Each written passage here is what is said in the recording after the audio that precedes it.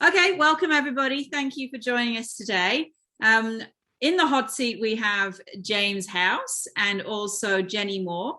And they are alumni of our Farmers to Founders programs. So I'm just going to get them to introduce themselves and just give me a quick rundown of where they're from, what their ideas are, and which of our Farmers to Founders programs that you've been working through. So Jenny, ladies first, off you go.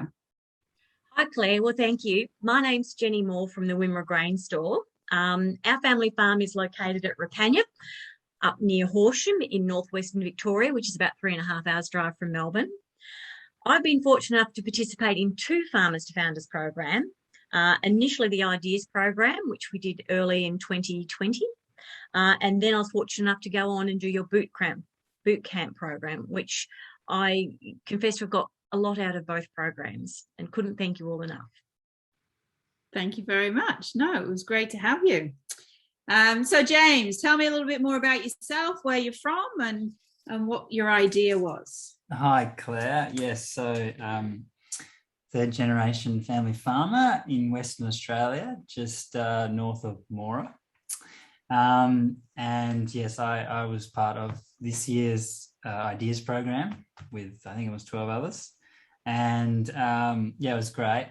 Like I just had an idea and thought this came up, so I just thought I'd run with it. And yeah, so my idea was around remote monitoring for farms, like stations and farms, primarily around frost monitoring and easy to use rain gauge remote monitoring. Yeah, so that was great. Right, and we'll dig a little bit more into the programs a little bit later. So for those of you who may not know me, I'm Claire and I am the Program Operations Manager here at Farmers to Founders. And we wanted just to explain a little bit more about Farmers to Founders before we go any further, because we have recently just gone through a rebrand. So you may hear some of the program names as the Ideas program and the Bootcamp program.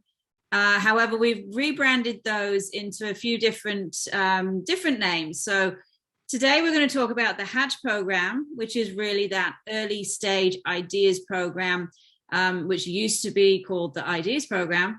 And that is for people that have literally an idea, so that very early stage idea. And the goal of that program, it's a 6-week program, is to validate that idea. The next program we have in our repertoire along our innovation program pathway is the Hone program. And this is where we really put the nuts and bolts around your business. That's an 8-week course. And after that, the follow-on is our commercial accelerator program, which used to be called the Bootcamp program, is now called the Harvest program. And that's for teams who are looking to really scale up their businesses and grow into new markets and even overseas. So that's just a little snapshot of the programs that you'll be hearing about today. Now what I really want to do, the stars of the show, is talk to Jenny and James about their experiences with the Farmers to Founders programs. And maybe hopefully at the end you've got a little bit of advice for people who are listening today who may be interested in one of the Farmers to Founders programs, and but just not quite sure if it would be for them and what they have to do.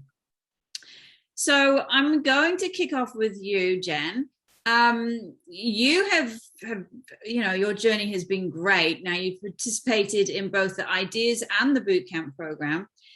Tell us a bit more about where you are now with your business skills, such as social media, LinkedIn, websites, compared to where you were before you started with F2F. Well, Claire, I'd probably summarise it by saying I've done almost a complete 360 on that topic. Getting an e-commerce website up and running with supporting socials and analytics would not have progressed without this group's help. When I first started the Ideas program, I had a vague idea that that socials might be useful. But to be honest, I was ignoring LinkedIn and Instagram and YouTube. In fact, I was too busy to have a good look to appreciate the opportunities that they could provide, you know, a business like mine. But I'm pleased to say, now that I'm dabbling in it, I'm getting all sorts of great leads. So through LinkedIn, I've had some great commodity leads. And then with getting things up and running on programs like Instagram, I'm getting influencers and things approaching me. And to be honest, I haven't even got it fully up and running as yet either, because we've been in lockdown for such a long time and I'm homeschooling children. I'm only just starting to put my toe in the water in terms of where this is capable. In fact, the next thing that I'm working on is my customer relationship management system. And so I'll be using the customer relationship management system to build followers, to build a community of customers, which therefore will form the database. And again, I would never have realised that without the support of the Farmers to Founders programs. That's great. That's great to hear. Yeah, we do have some good marketing minds within Farmers to Founders. So I'm glad you found that valuable. So James, the Ideas Program, tell me, what was your biggest light bulb moment for you when you participated in that program? Well, that's a tough question because there's a lot. You go into it really not knowing very much as a farmer because it's a completely different world. You know, starting a business selling products and services. So there are so many, but some that come to mind really are getting a relationship with the customer early on was a huge sort of epiphany, because what I've found, even though the course is finished, all the people that I did research with and interviewed, I've got that relationship now. So whenever I see them, they'll ask me how it's going and progress and any ideas they've had. So it's a really quick and easy way with just a few phone calls to build a community and get that ball rolling. Because they all remember, whenever they see you, they all remember your idea, and we're so happy to be sort of part of your journey, even though you know, it might be very much in the beginning of your journey. Like you might have had just the idea, like I did, you know, a few weeks before signing up. Yeah, it's a light bulb and just something really nice that I've enjoyed that's continued on from the Ideas Program. Absolutely, that's great. I mean, yeah, that whole relationship side is imperative when we start talking to customers, and you know, can be quite uncomfortable to begin with, to have to front up to people you don't know and ask them these questions, but definitely a very worthwhile exercise, as you can see. That's great. Yeah, it can be very uncomfortable, but I think what I discovered is people just like to chat. So after the first few, it wasn't so hard. Certainly felt like cold calling, but you know, by the 15th, it was just pretty natural. Yeah. So good from a personal development point of view and from a business point of view. Yeah, no, that's great. At the end of the day, they're just people as well, and you know, people love to interact and chat. So Jen, during the bootcamp program, you were able to secure business opportunities for your product range in the Hong Kong market. How is that going, and what have you learned since then? Yes, Claire, we were certainly lucky enough that our pulse raiser snacks caught the attention of the Hong Kong market, looking for a healthier snack option and manufactured to Australian food standards. As you know, we completed the first export order for 400 units in November. Then we did another 1,000, that's November 2020. We then did another 1,000 units in May, and we are now working on another order for only about 500 units this time. And part of the problem is because of the shipping challenges that are going on globally. The product's moving slowly and they still want to retain it, but the shipping and the cost of shipping increase has been challenging for everybody involved.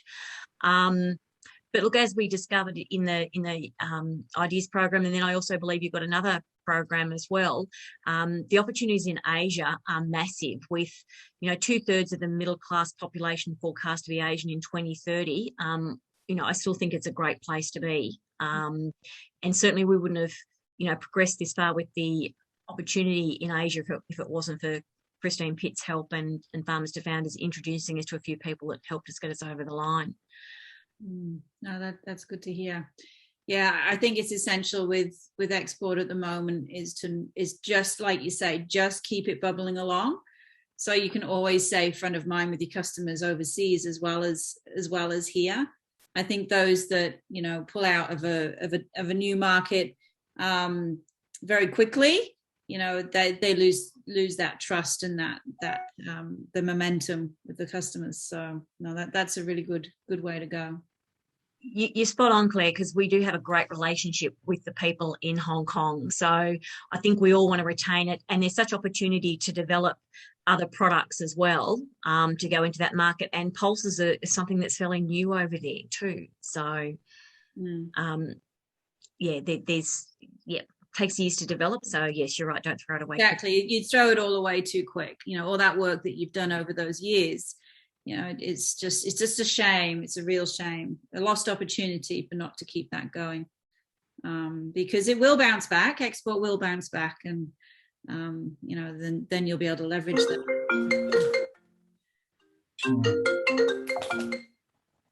Sorry about that. Yes, someone will get the bright idea and start manufacturing more containers. Yeah, maybe we all go in the container market. That's the market we need to be in. Yeah, exactly. Yeah. So James, when we look at the ideas program, a lot of people may be interested in joining the program, but they're not sure exactly how much commitment they're supposed to give, and how obviously you're a busy farmer anyway, and how that can fit within your schedule. So how did you feel that the commitment level was when you were working through the program? In the beginning, I certainly didn't really know the full extent, but you can do anything, and it's really not arduous at all. It's sort of just like catching up with friends for sort of an hour a week, and a couple of full day intensive, and the full day intensives, 2 days of them were hugely beneficial. I felt like you can find time for anything, as long as it's worthwhile. And I gained a huge amount out of such a compact time period. So always busy, and every farmer is. But if you do have the drive to learn and to form bonds with like-minded people and the mentors, it's not a huge time commitment really for how much you get out of it. So we had squad meetings with I had me and another three guys, and that was great, and we still keep in touch, so it's been totally worth it. We try and do an hour catch up every month, so just sort of continuing on. I think during the ideas program, it was every 2 weeks we'd catch up, and that has been really good just to keep us on track with accountability and sort of sharing ideas and just keeping moving forwards. So yeah, for your question, it's not too much. It's about right. I'd say the time commitment. That's good. Yeah, and we are quite flexible. We know you guys are busy, so we do record everything. So if you do miss something, that's not an issue. We can send you the recording. You get access to a recording vault. So if you're out and something's happening on farm, it's not a problem to miss the odd one here and there. That's right. And I think I missed a couple, and just to be able to come back to it, that was fine. I always like to keep with the group, because sometimes it's hard to come back to things, but there's always the option, and things that really interest you. It's lovely flexibility to have that recorded, which once upon a time we never had. True. So I'm just going to build on that, because that was one of my other questions, is that connection that you get with other alumni and the the network that you build of the other people that are on the programs with you. Because I know the blue squad, and you guys used to get on really well. So tell me a little bit more about the connections you made with those others on the program with you. Yeah, that was a really important part. We were all ag tech, in the ag tech focused arena. So we all sort of had similar challenges. We're from completely different areas of the country, so it was really nice to compare just on the farming side of things.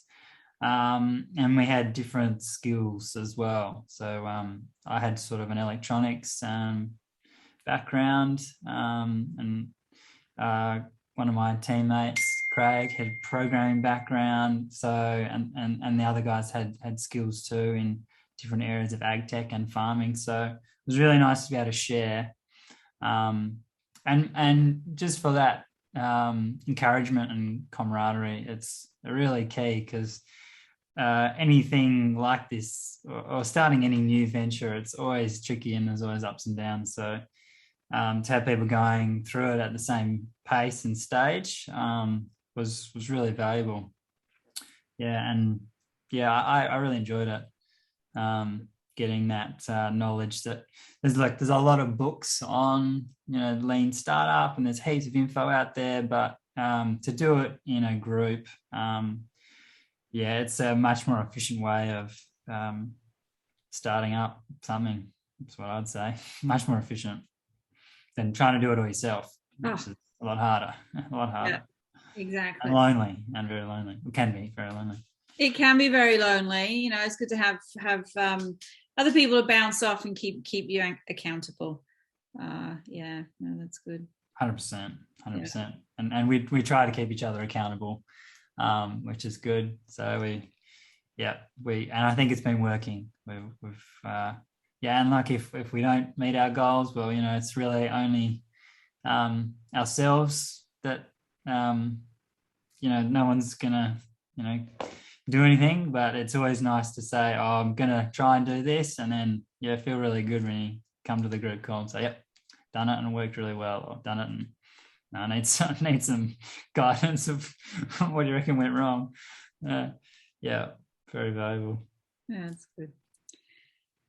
So Jen, with the boot camp program, which was the second program you went through with Farmers to Founders, we did a deep dive into customer discovery. What insights did you uncover, and how have you used these insights in your business strategy moving forward since then?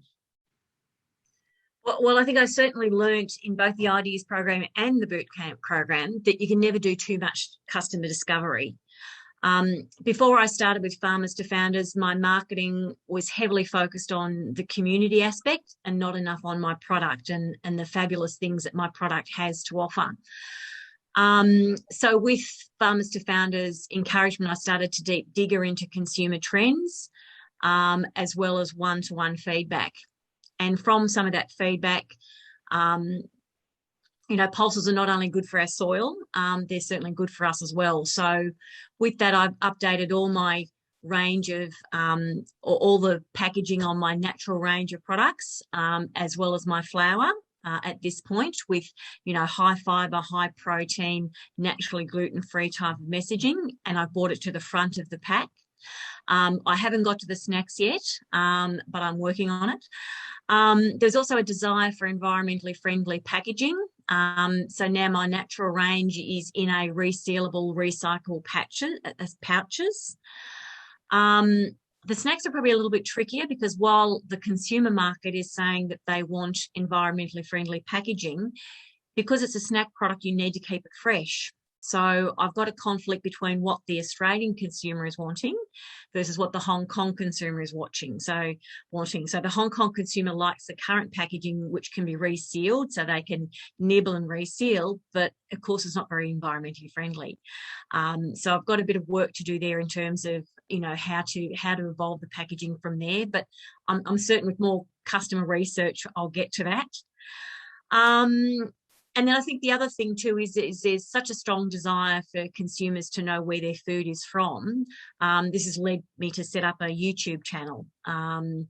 And while I've only got one clip in my YouTube channel at this particular point in time, there's an opportunity to load more photos and videos in that YouTube channel around cropping and harvesting, functions and processes. So yes, you can certainly never do too much consumer discovery, because it really is the key to what we're doing, isn't it, at the end of the day? Absolutely. Yeah, 100%.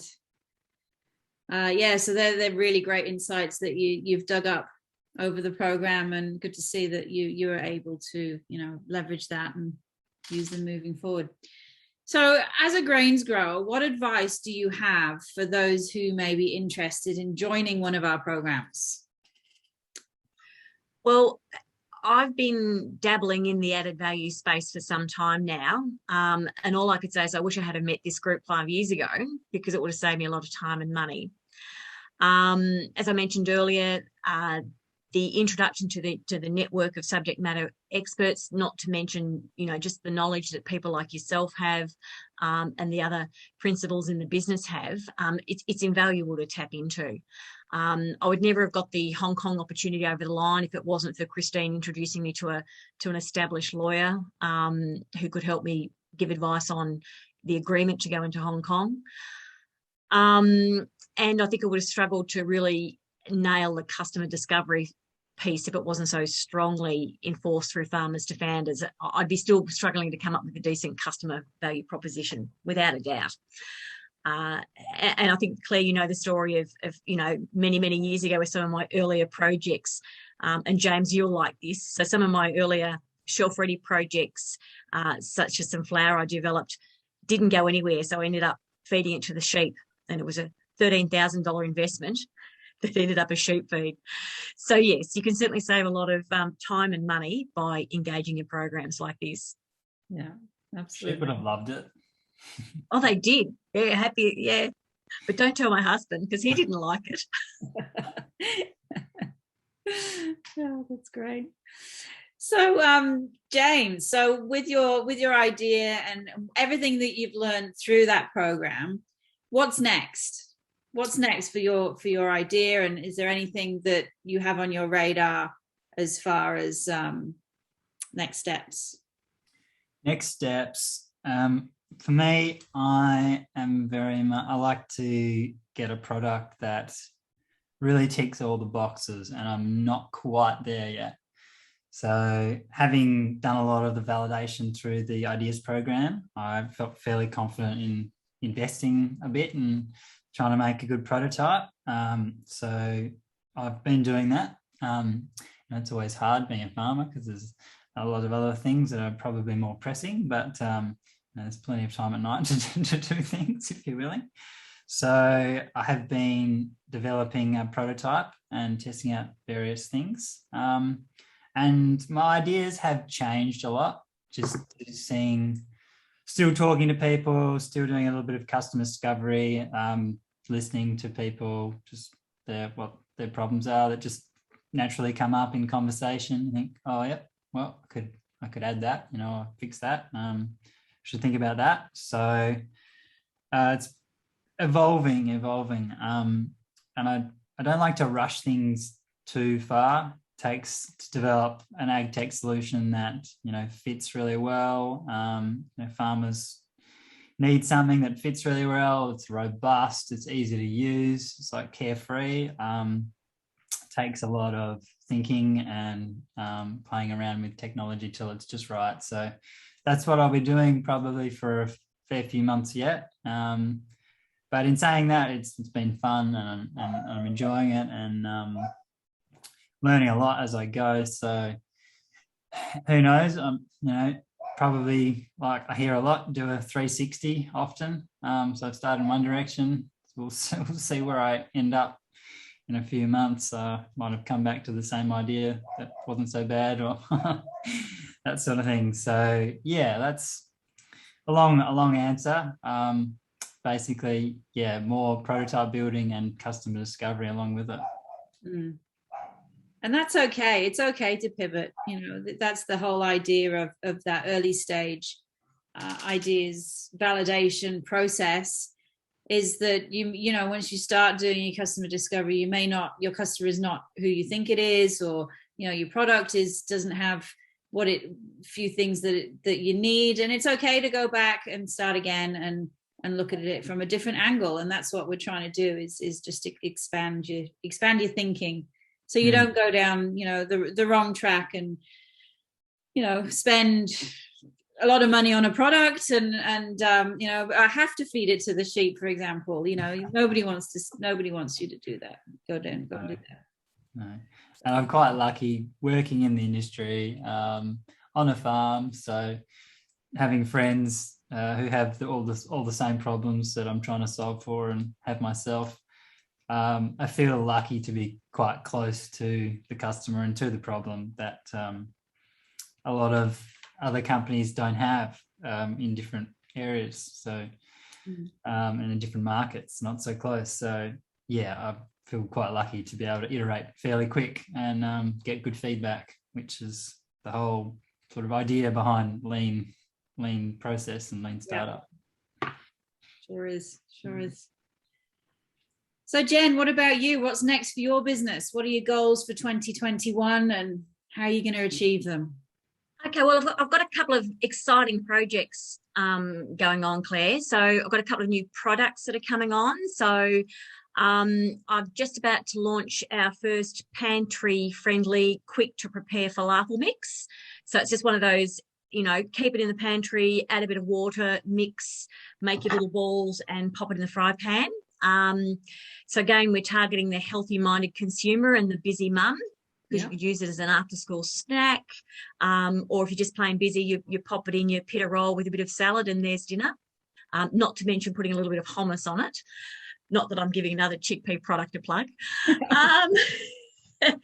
And then I've also got, all going well, 3 new chickpea flavours coming on board for Christmas for the hamper market. So I'm just in negotiations there. I picked up a new snack food manufacturer on the commodity side, and he's come up with some new flavours. So we'll get those to market by, well, hopefully in the next 3 weeks. I think I've got to get them up and running. I'm also working on the customer management system for my e-commerce site. I'm also come across another potential snack manufacturer to make some more extruded or to work on some extruded snacks. And then the packaging. There's probably lots of work to do with the packaging, everything from making it more environmentally friendly and recyclable friendly, right through to trying to reduce the cost of packaging, because I find it's a massive cost within the end product. And if, of course, that retail ready product is too expensive, then that can deter potential consumers. So just trying to work that up. And then, of course, I'm going to ramp up the social media once they let me out of lockdown. Great. Lots on. I look forward to following you and seeing what you come up with next. No, that's great. Well, I mean, thank you guys for jumping on today and giving us your time. It's been great to catch up again on a personal note. We do get to really spend a bit of time with those on our programs, and we get to know the participants and everything. So it's really good to pop back in and seeing how you're going and see a friendly face. So it was great. So we're not far off wrapping up. I just wanted to maybe go over the programs again that we have open for applications at the moment. So it's the Hatch program, which is that early stage ideas validation program that both of you have been through. So if you wanted to find a little bit more information about there, any listeners out there, you're more than welcome to contact me or one of the team for a one-on-one call. And if you're not sure if you're the right fit, or if your idea is at the right stage, we can guide you through that process. So that's the Hatch program.